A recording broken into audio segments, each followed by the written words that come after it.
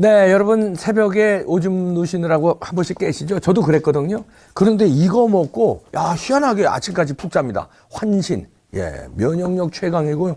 몸에 좋은 거 여기 다 들어가 있습니다. 남자들 거시기. 한번 드셔보세요.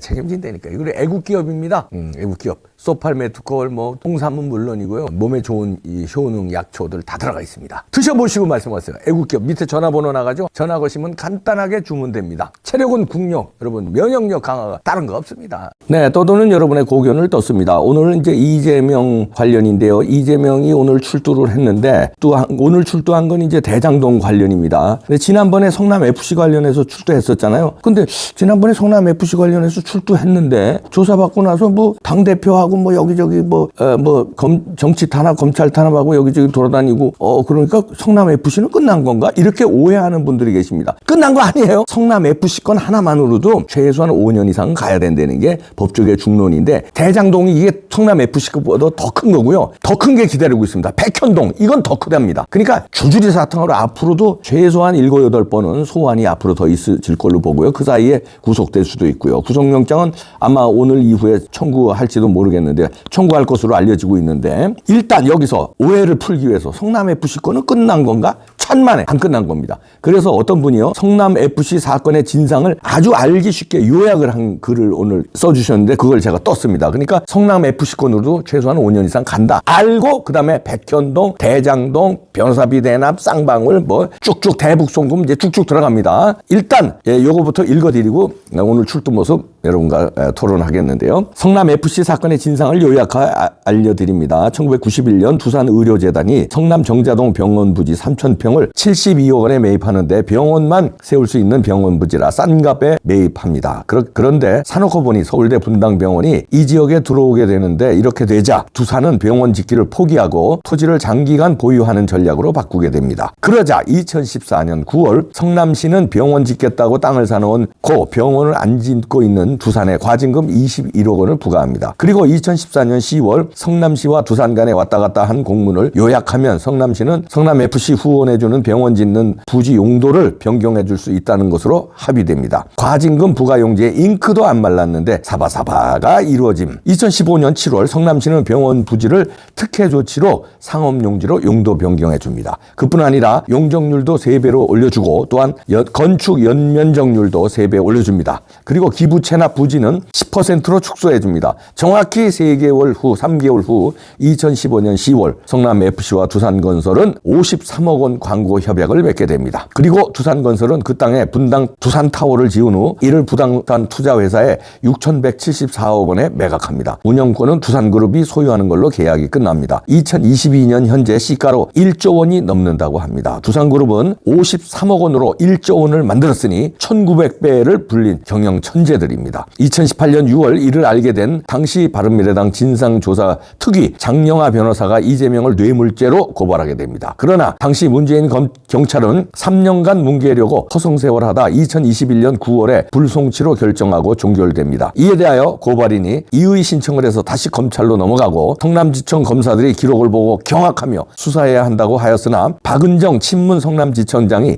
절대 안 된다고 철벽 방어를 하게 되고 이에 성남지청 박하영 차장이 사직하며 저항하게 됩니다. 그 후 경찰이 다시 재수사하여 7개월 만에 기소 의견으로 재송치하게 됩니다. 바로 그 사건을 검찰이 수사하겠다고 소환하는데 민주당은 그걸 정치 탄압이라고 하는 것입니다. 민주당이 검수완박하면서 고발인의 이의 신청권을 없앤 것은 바로 이 성남FC 사건 때문입니다. 그러나 이 사건은 검수완박 전이라 고발인의 이의 신청권이 있었으며 만약 검수완박법이 적용되었으면 이 사건은 그냥 묻히게 되었을 것입니다. 두산 이외에 네이버, 농협은행, 차병원, 알파돔시티, 현대백화점 등도 모두 160억 원 후원했다는 것이 밝혀졌습니다. 이 중 차병원이 제일 웃깁니다. 이재명은 2009년 이대엽 전 성남시장이 차병원 재단에 용도 변경해줬다고 특혜라고 거품을 물고 덤벼들었습니다. 2010년 자신이 성남시장이 되고 나서 그것을 백지화해 주었습니다. 그러나 차병원이 성남FC 후원해주자 자신이 차병원에 용도 변경해줍니다. 분당 차병원은 이재명의 친형인 고 이재선 씨를 진단해보지도 않고 조울증이라는 진단서를 작성해준 것으로서 정신병원 강제 입원 주수를 현실화시킨 1등 공신입니다. 자, 이렇게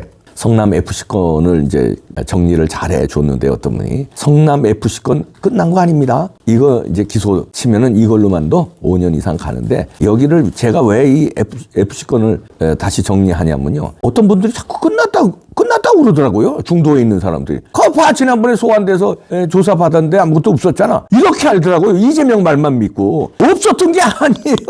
나 미치겠네. 재판에 가는 거야. 이제 재판에. 조사 끝나고 재판에. 그 재판에서 이제 얼마가 형이 떨어질지는 이제 가봐야 알겠지만 재판에 가는 거에 끝난 게 아니에요. 그래서 다시 제가 재조명하는데 여러분들 속으면 안 됩니다. 이재명의 워딩에 속으면 안 되고요. 여기서도 봤다시피 부산에 그렇게 엄청난 특혜를 주고 차병원에 엄청난 특혜를 주고 이렇게 등등등등 했는데 뒤로 이렇게 이제 자기가 돈 먹는 대신 성남FC 후원금으로 준 건데 성남FC 후원금만 줬을까요? 뭐 이재명 팀에 따로 뭐 뒷돈 안 줬을까요?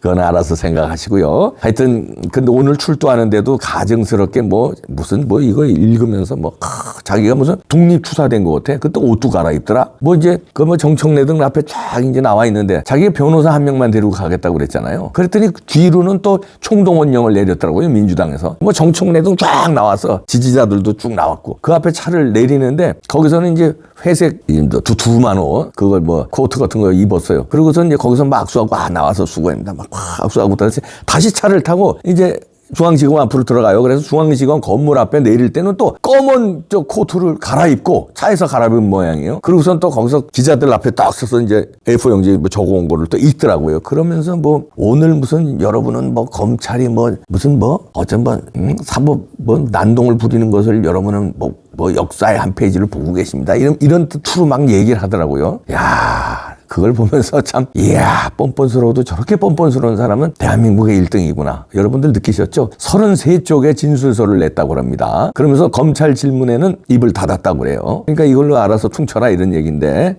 그런데 지난번처럼 뭐가 이제 오후에, 요건 이제 제가 5시쯤 녹화하는 건데요. 아마 이제 끝날 때쯤 뭔가 검찰에서 툭 이제 대장동에 관련해서 낼 수 있어요. 그럼 이재명이 또 깜짝 놀라서 또 몇 시간 또 10시나 11시까지 할지는 모르겠습니다만은. 일단은 지금까지는 묵묵부답으로 묵비권을 행사하고 있다고 합니다. 그리고요, 이재명이 이런 소리도 했다고 그래요.